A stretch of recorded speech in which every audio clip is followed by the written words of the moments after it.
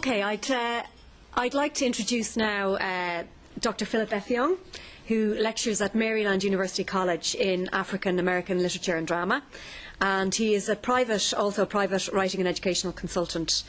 He's published a book on African American drama and a novel called Monty, which I think has a certain Irish ring to it, and some various other articles on African and African American literature.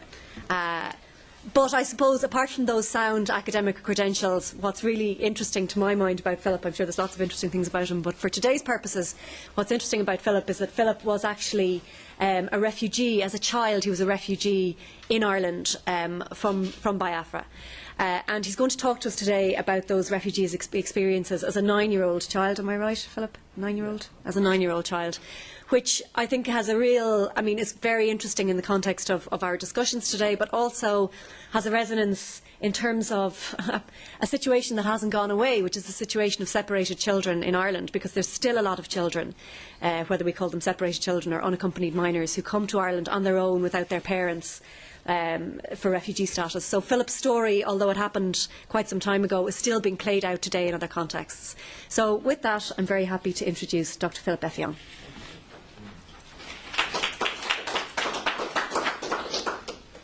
Thank you, and good morning again. Can you hear me? Is this working? Okay. I just want to start. I wasn't going to do this, but I have what I'll describe as a preamble, just so people can get excited. I realize I'm going to be talking for a while, and I don't want you to get bored. So part of what we've been talking about is how the story of Biafra and Biafra's relationship to Ireland should be kept alive. And I want you to know that in some ways I'm trying to keep the story alive. And I'll share a couple of things. This will take about 2 minutes. First of all, my father's book. Unfortunately, he passed away before the book was released, but he had given me the material, and I was able to put it together. And right now, it can be gotten from Amazon.com.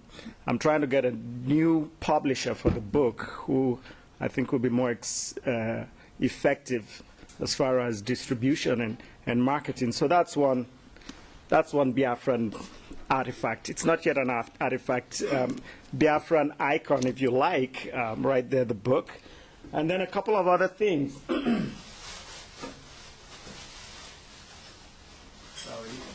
This is, you call it a muffler, right? I think in the U.S. this is called a scarf, a Biafran scarf right there. And someone should help me if anybody has information on how I can really preserve these things, because I'm getting worried that termites might eat through them or something.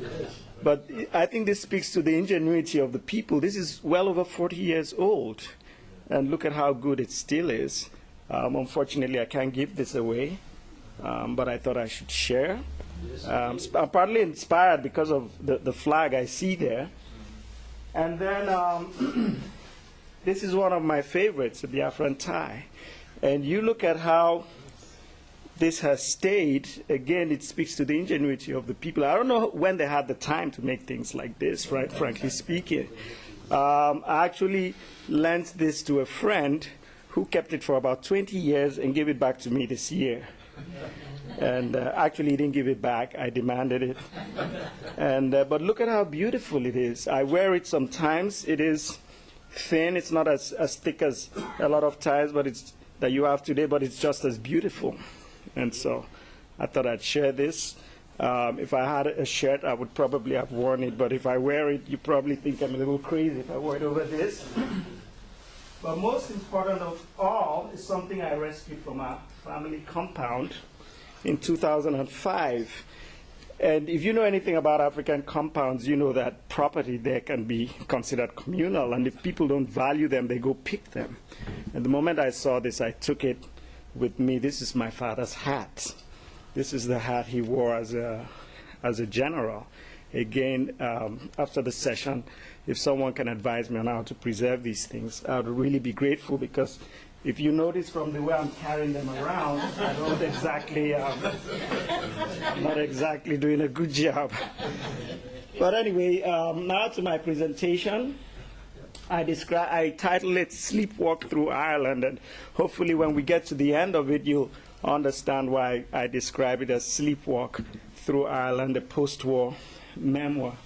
Now, a lot has already been said about the refugee situation and what caused it and what led to the crisis. And try not to read this. This is just for my benefit. I also have the slide because I have some images I want to share. But some of the causes of the refugee problem, some people talk about the war, but it actually started before the war. It started with the massacre, with the destruction of property of Easterners in the north. And so you had thousands of Easterners fleeing from the north. This was after the first coup. There were incidents in May, I believe in July, August, and September. Perhaps September arguably being one of the worst situations, where there were just massacres of children, women, men. People lost property, lost their businesses, their means of livelihood. And eventually you had massive numbers of people just coming to the east, which proved to be a major burden for the government as well as for relatives and extended family members who had to take care of them. So that was where the problem really started. But of course it was aggravated by the war. And the moment the enemy started to capture cities and communities, you had bigger displacements of civilian populations mainly.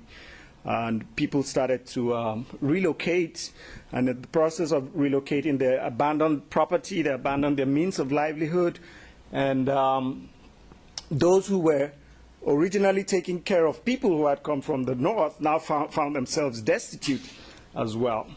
But apart from the incursion of the enemy into Biafra, into communities, there were other problems which were largely championed by Chief Awolowo, who was the Federal Minister of Finance, as well as, I believe, the Deputy Chairman of the Supreme Military Council. And he advanced policies like the use of starvation as a legitimate instrument of war. And following that, you had the economic blockade of Biafra, which has already been spoken about, the devaluation of the Biafran currency. Now, the economic blockade of Biafra was perhaps most gruesomely realized on the 5th of June, 1969, when a Red Cross plane carrying Norwegians, I believe a couple of Swedish passengers, and Americans was shot down. But the result of all of this, serious refugee problems at the beginning of the war, and so refugee camps were hurriedly established. Many of them were carved out of former schools or government buildings. Some of them were just makeshift buildings. But I think it would be good at this point to acknowledge the help of those countries that either recognized or were sympathetic to Biafra, at least its peoples were. You know, like Ireland, people say Ireland didn't give formal recognition. I really don't care, as long as the vast majority of the people, or a significant number of the people, were concerned. As far as I'm concerned, Biafra supported, Ireland supported Biafra. So, you know, I want to acknowledge the Ivory Coast, Sao Tome, Ireland, of course, Gabon, Tanzania, Zambia, and other countries which helped through supply of medical needs, clothing, food, helped to establish these refugee camps. And this list is not exhaustive, but these are the lists, but these are some of the groups, the humanitarian organizations that I continue to hear that were active in running and helping to sustain these refugee camps. And I've listed them. Caritas has already been mentioned, the Red Cross, the World Council of Churches, Holy Ghost Fathers of Ireland, I repeat the World Council of Churches, but anyway, Joint Church Aid, Catholic Relief Services, Salvation Army, you know, and I said the list is not exhaustive. For instance, I only learned, and I probably should be embarrassed about Africa Concern in detail during this conference, and I definitely want to acknowledge Africa Concern and other groups that I haven't mentioned. I want to personally say that we're grateful to these countries and organizations, and each time I have the opportunity, I will express that gratitude. let me digress a little bit and say something about the refugee camps, because there's the general notion that they were filled with very sick, dying, malnourished children, women, men, and there was just filth and general decay. To an extent, that is true.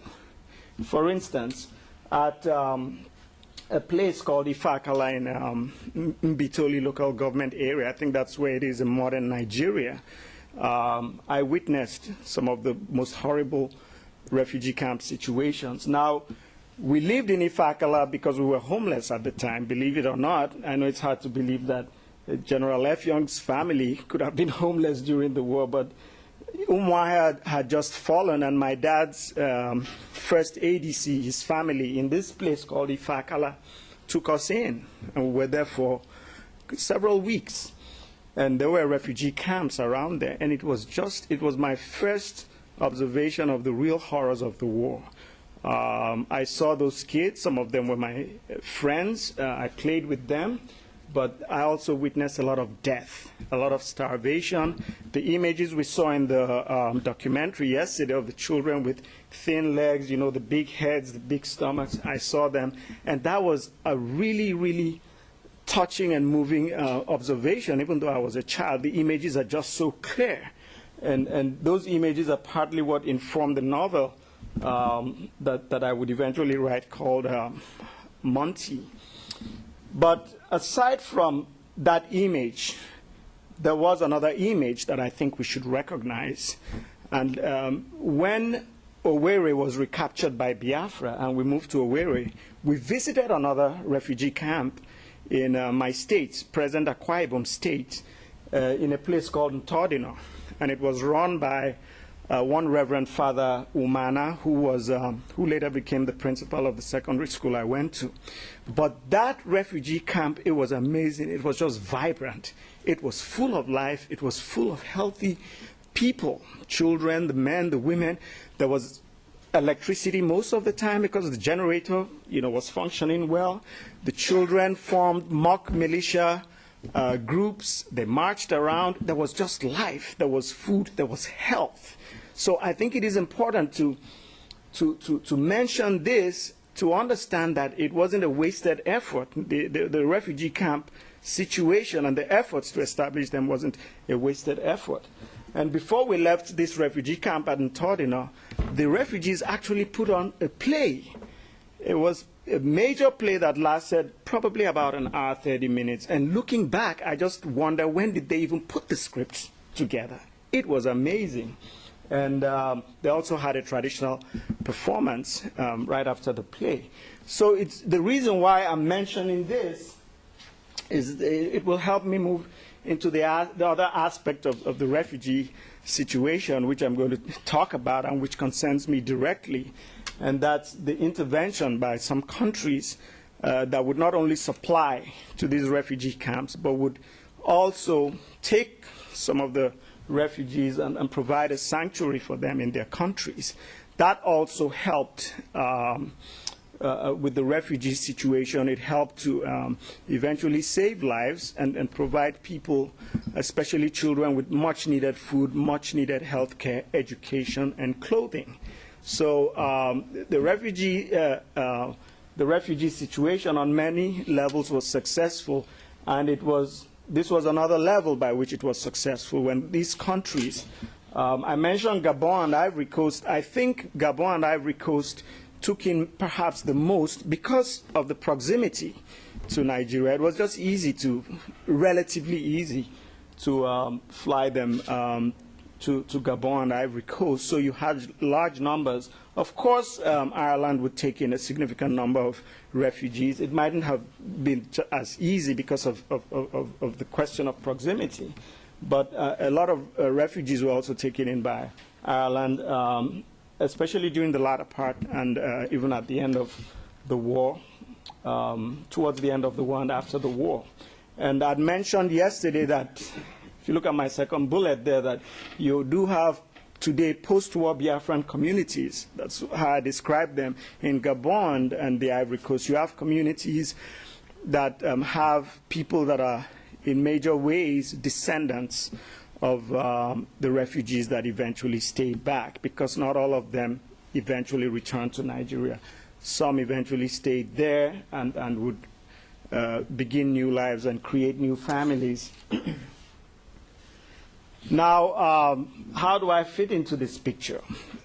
Like you were probably aware, I was a refugee for a while, about 7 months here in Ireland, but there was really no original plan for me and my immediate older brother to be refugees. There were plans for my oldest sisters, Rosalind, Mercy, and my older brother, Valentine. I think the decision was made initially to send them to Ireland, because I think their education was considered more urgent than the education of we younger ones.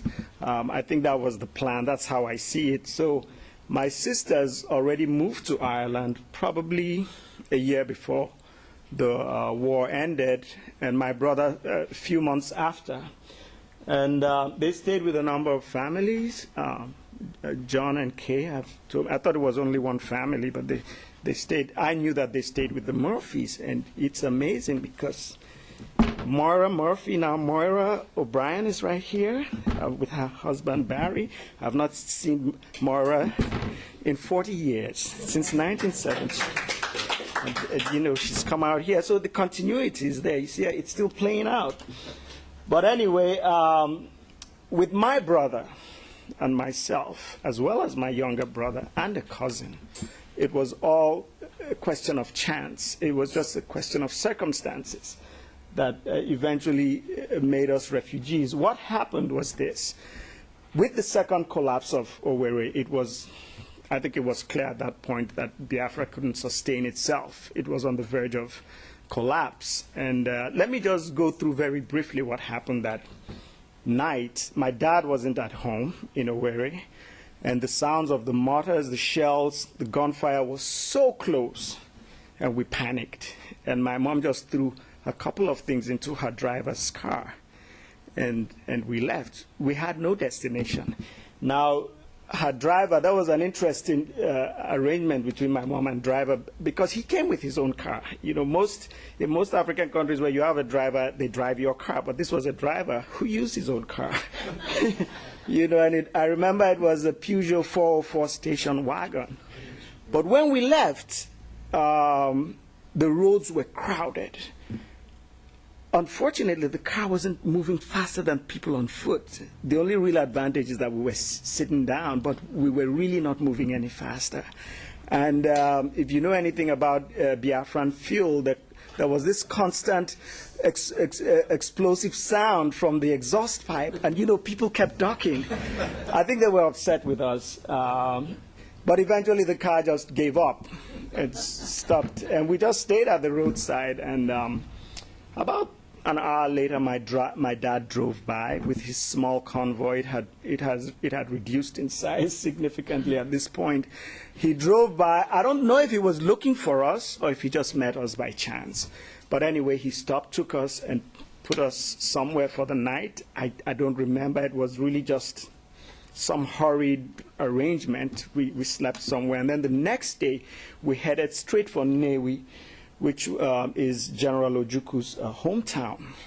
And I didn't know what had happened. It was later that my parents would tell me the story. And that's how we came to become refugees. And this is what happened.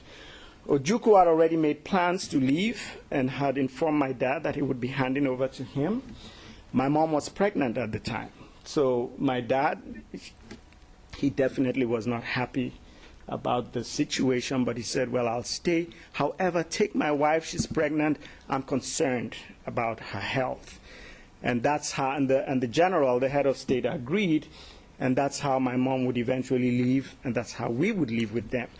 My mom would leave with me, my immediate older brother, Charles, my younger brother, Francis, and a cousin who was with us, my dad's older brother's daughter.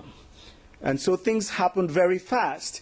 By the 7th of January, we were in Owerri, and this was the 8th. We were leaving Biafra. And that same day, in the evening, you know, we were taken to Uli Airport.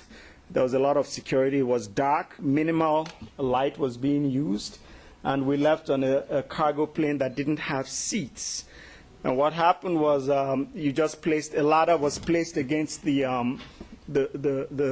plane, and you climbed in, and then your luggage was thrown in. You put your luggage on the floor, and you sat on it. There were a couple of other Biafran families there, including, I remember very well, Ojuku's mother. And she had a problem climbing into the plane.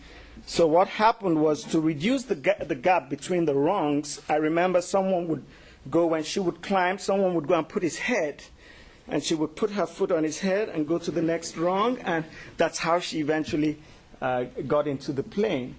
I remember Ojuku's secretary, Enyu Akpan, his wife and children were also in that plane. So things happened so fast, but it was not planned. And our next arrival was Sao Tome, where families were distributed. You know, different arrangements were made to take care of different families. And we stayed with a family called the Monekes. And we stayed there for about 2 weeks. And then we left. And like I said, this wasn't planned, because eventually our final destination was the Ivory Coast. But we went, first of all, to Portugal, Lisbon, before coming down to the Ivory Coast. And we left to Portugal with the secretary of Ojuku's secretary's wife and children. And we stayed in a hotel, which I remember, Hotel Infante Santo. That was the name, and it's always stayed in my head. We stayed there for about 2 weeks. And then we left, just me, my mom, my older brother, my younger brother, and our cousin. We left, and our next stop was Abidjan. Let me state that the flight from Sao Tome to Lisbon was also on a plane that didn't have seats, except that it was a larger plane. It was slightly more comfortable, but it was several hours. I think I got used to it, and I always laugh when I enter a plane today and they say, fasten your seatbelts. I'm like, you just don't understand. So we, from Abidjan, we spent about a week in a hotel in Abidjan, and then later on we were chauffeured to Blockade, which is one of the largest cities in the central part of the Ivory Coast. Blockade I actually enjoyed. We settled down nicely. There were several Biafran families and children, including Ojuku's extended family with so many children, and we just had enough people to play with. We also made friends with some of the local children, and Charles and myself, you know, we had fun in the neighborhood, you know, playing soccer and, you know, just going from compound to compound, settling in nicely. I actually picked up a little French. And then we also began to attend school at one of the facilities. I don't know if I should call it a camp. It looked more like a boarding school. And when I look back at the images from the documentary yesterday, I can't just imagine that some of those children were in the situation that we saw. They were so alive, so energetic. They were very happy. You know, and we made friends with a lot of them. We enjoyed going to school. Some of the teachers were from the former Biafran area, some women. And then there was a Reverend Father. Someone mentioned something about, I forgot his name, but someone mentioned the name of the Reverend Father at one of the camps in the Ivory Coast. I think that was him, an Irish Reverend Father. It was very funny. And some days he would come to class wearing his glasses without a glass, and one of the, I don't know if that was just done for humorous effect, or if he couldn't really afford better glasses. But anyway, it was all nice in Blockade, and just when it seemed as if we were going to stay there for a long time, my mom would have her baby. Remember the baby that was the original reason why we left? And she maintained communication thanks to, again, supporters of Biafra. Somehow they took letters back and forth to my dad in spite of the difficult situation my dad was going through. And my dad immediately sent word that she should be called Philippa. I'm Philip. He must really like his name. So she was born on the 24th. She was born on the 24th of April. And around that time, soon after, my mom begins to inform Charles and I that we're going to go to Ireland and join my older sisters and my brother. And she kept giving us instructions almost every day. And I wondered why, until I realized it was because we were going to travel alone. We're not going to travel with any adult. And I'll give you some more details about that. But here's a picture of, that is Charles right there. That's my younger brother, Francis. Charles is a lawyer in Calabar, Nigeria. Francis teaches, he's in Port Harcourt, and that's me, and well, you know what I'm doing and where I am right now. So that's us in Blockade. I'm so glad this picture survived. So anyway, the arrangements are made, and we would eventually leave, Charles and I, with just instructions. And I can't imagine, because I have daughters now that are 6, and one will soon be 10, one is 12, and I just look at them and I imagine putting them on a plane. But anyway, we left with our instructions. I think we followed them well. At one point, we were received by a lady that, to me, I remember her to be an air hostess or something of the sort. But anyway, she gave us further guidance. The only hitch was that at some point our flight was delayed, and I panicked and started to cry. And my brother just looked at me. He was about the same size, about, not much older. So, but anyway, that slight problem, passed by, and we got on our flight and eventually arrived at Dublin. I'm not sure, is it the same airport? I wouldn't know. Okay, if it's the same, then that's amazing. I couldn't remember anything, though, from the airport, and we were received by my brothers and sisters and the Murphys. And we were taken to another family in another section of Ireland, of Dublin, and that bothered me for a number of reasons. The family was great. The family did everything to take care of us, but I state at the last bullet that I am contented, but also sad and lonely, because it's the first time that I'm living with people who are not my parents, and at least one parent is not around. It had never happened before. Now, if I had lived with my older sisters, they were closer to being parent figures to me because they're significantly older than me. That may have worked, but Charles was about my height, about my size, so he didn't provide too much consolation in terms of security. So many times I was sad. I missed my parents, but I don't want you to go away feeling that that was my story. There were a number of things that I consider welcome distractions. Of course, there were more than distractions.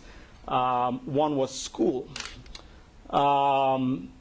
We started to go to school, and it's terrible that I don't remember the name of that school. And I tried to get Charles before I came here to remind me. He never responded. He probably doesn't remember. But anyway, school was about an hour, about a mile and a half, 2 miles away. Sometimes we walked there, played on the streets with other kids before we got there. Sometimes we got a ride there. But school was great because there was a diversity of people from different countries. I was put in, well, in the U.S. it would be called grade 4. Is it Form 4, Class 4? 4? Okay, that's where I was, but I don't know how that was determined, because throughout the war I didn't go to school after kindergarten. And I was put, occasionally we had teachers who would my mom would arrange to teach us, but anyway, I was put there, and I think I got along academically quite well and moved on, and my brother was put in the 6th class. And so it was great because it was a time to play. We enjoyed walking, just to walk to school. We got to meet new friends. And also related to my education is the fact that the O'Connells also really encouraged me to read. And one of the books I read a lot were the Naughty books. Do they still exist? Yes, they do. Okay. Nobody seems to know about them in the U.S., but I think that really helped develop my whatever reading skills I have. So the Naughty books, I spent hours reading them. I enjoyed them. And then church was the biggest ironic welcome distraction for me because I hated church up until that point. It was very boring. And throughout the war, in terms of church facilities, what did we have? Nothing as grand as the buildings here. The grandeur, the architecture, the color, everything was so really excited me.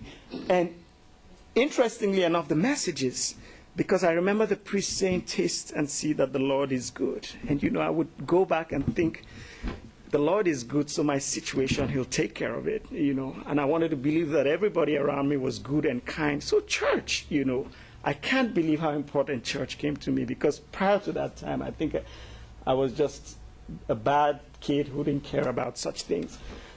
And there was an aspect of church that I also loved, and that was the confessions.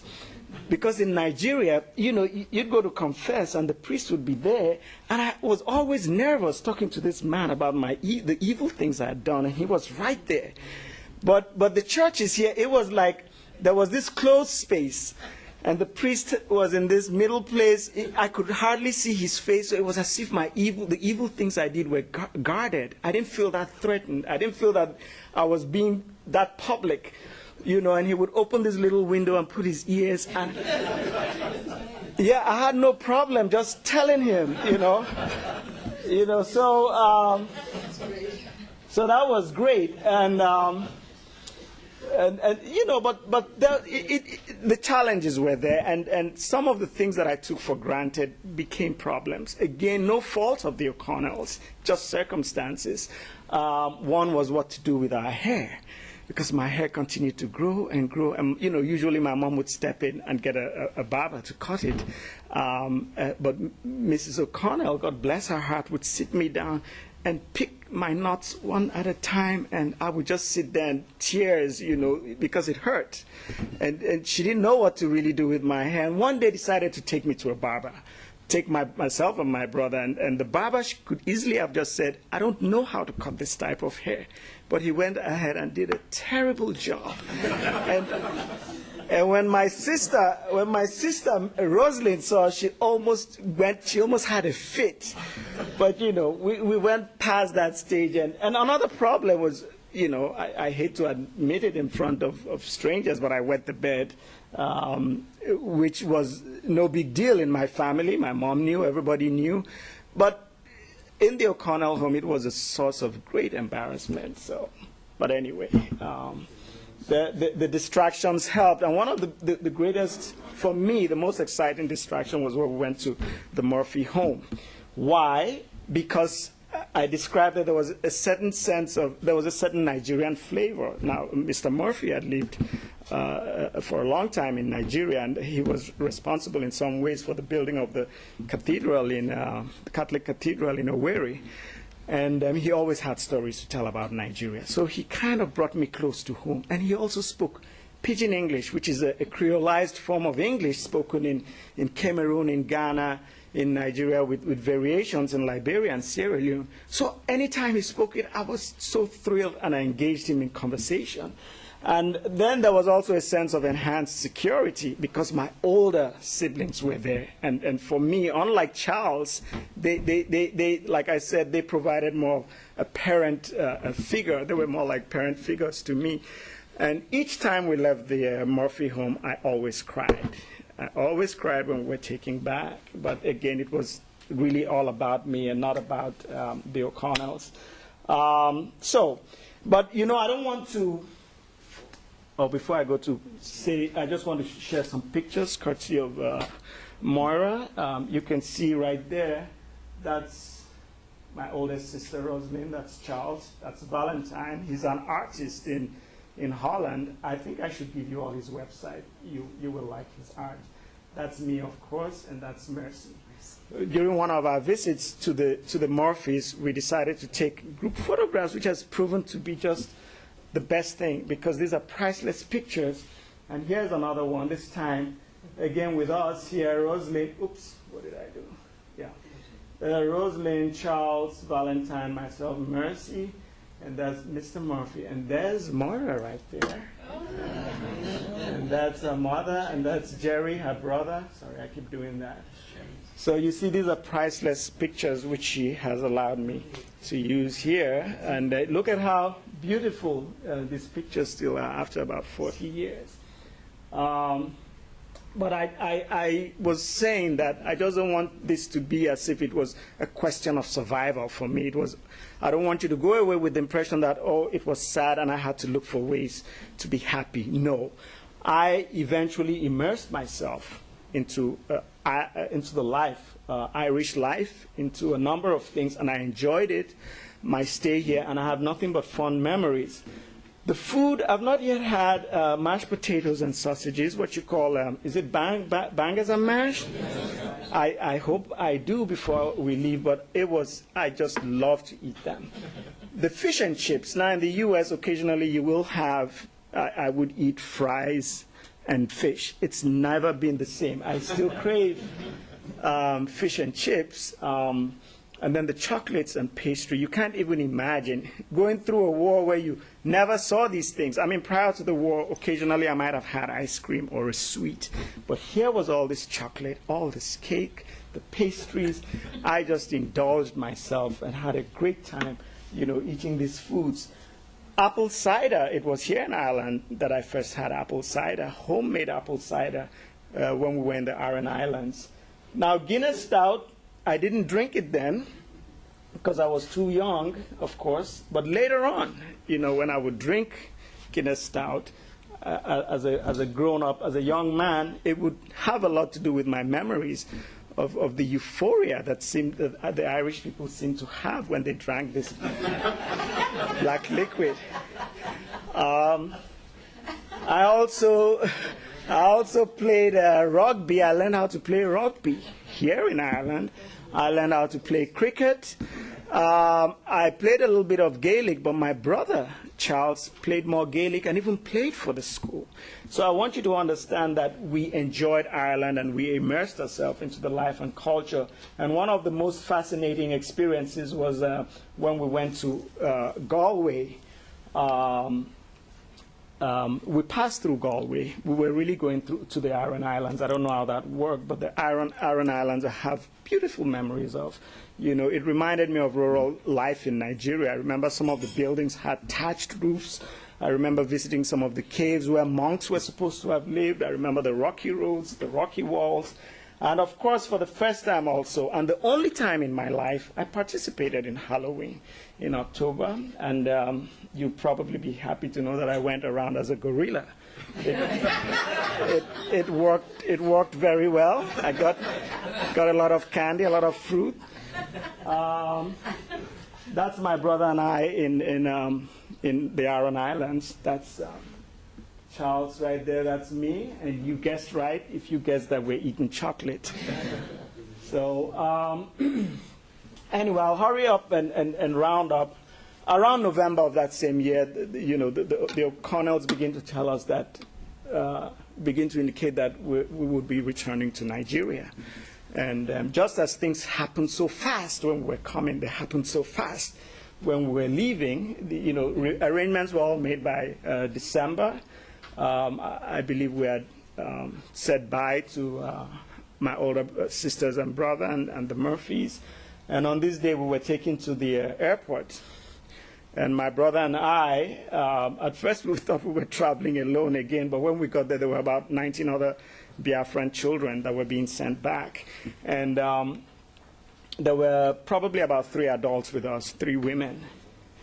And things happened so fast, and by the next day we were in Ikeja Airport in Nigeria.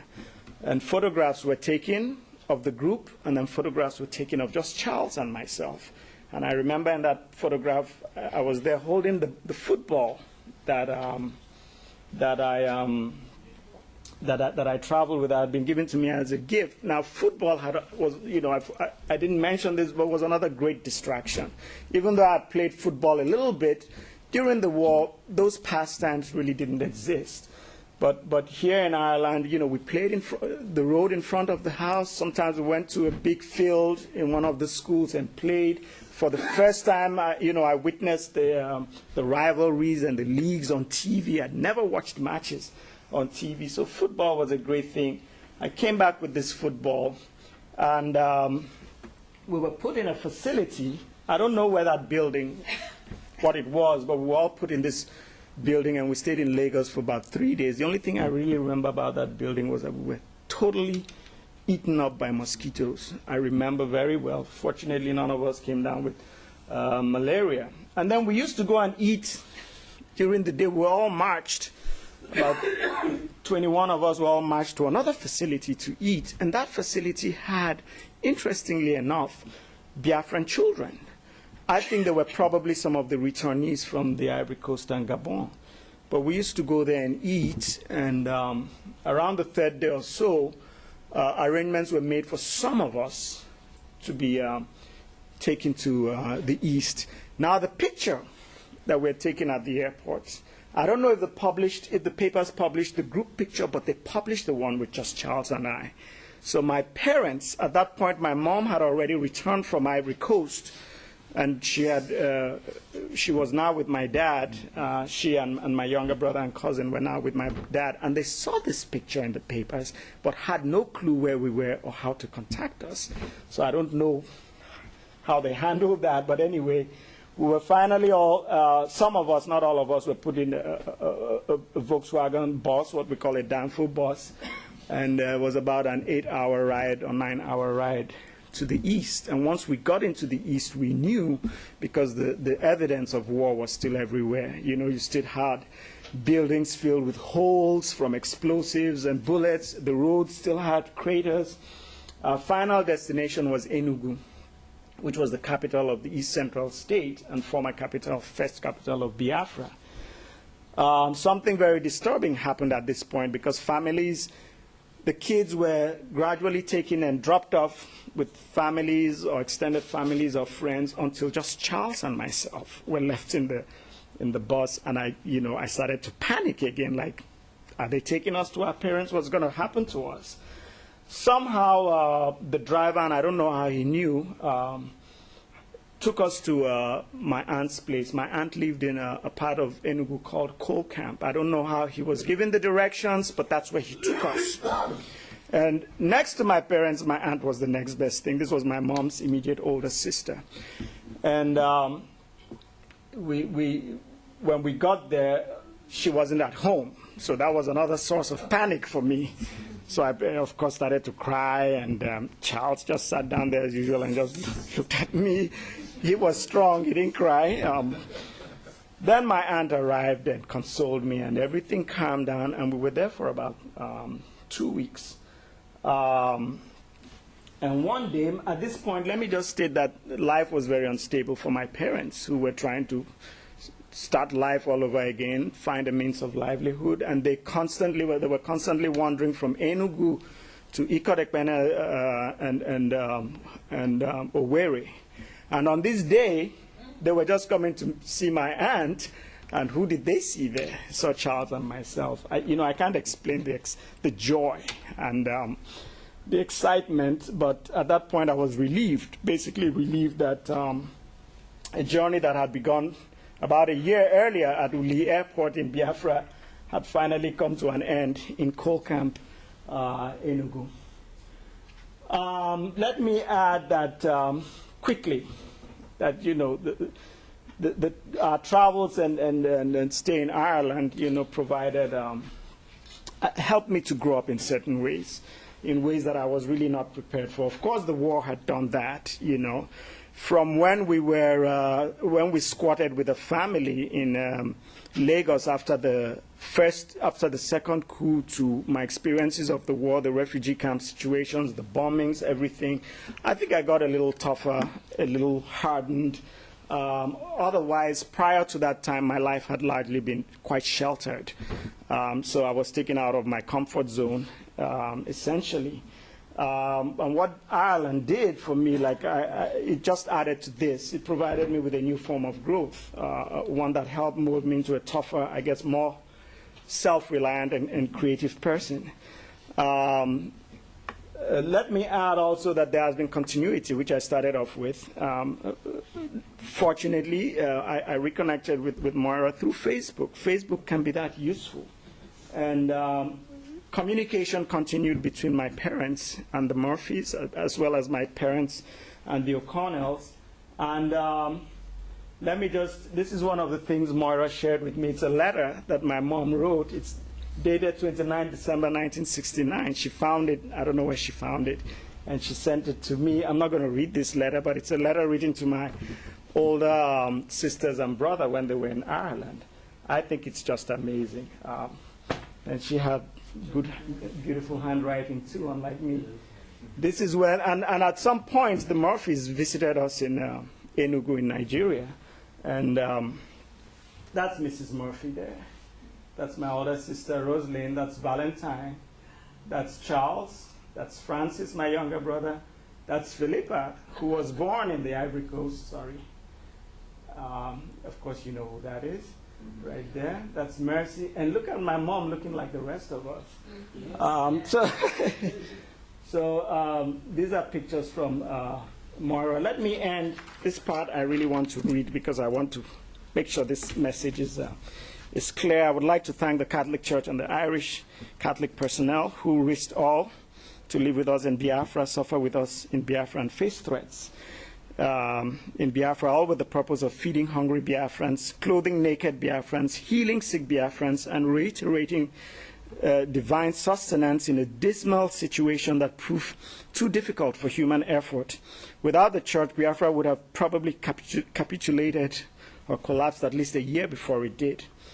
To Ireland, I cannot give enough gratitude. Its support for Biafra was principled, and when I say Ireland, I mean the people of Ireland. And it was based on a humane concern for justice and the right to self-determination. There are no reports, no evidence, and nothing in Ireland's history that I know of that cites it as a greedy or rogue nation that would put material and financial profit or territorial expansion above the sacredness of human life. It did not exacerbate the Nigeria-Biafra conflict like some other nations did through the supply of ammunition, but concentrated on the preservation of human life through the provision of essential aid and the demonstration of the Christian principle of charity. By recognizing Biafra and providing refuge for its citizens, recognition coming from the people, Ireland played an immense role in protecting and saving lives and in prolonging Biafra's existence. I remain eternally grateful to the O'Connells and Murphys who took care of me, my brothers, and my sisters during our stay in Ireland. It was a time of great uncertainty for us, but both families worked hard, tirelessly and selflessly to reassure us that we had nothing to worry about. They nurtured us and filled us with renewed hope and confidence. And for listening to me, I'd like to say thank you.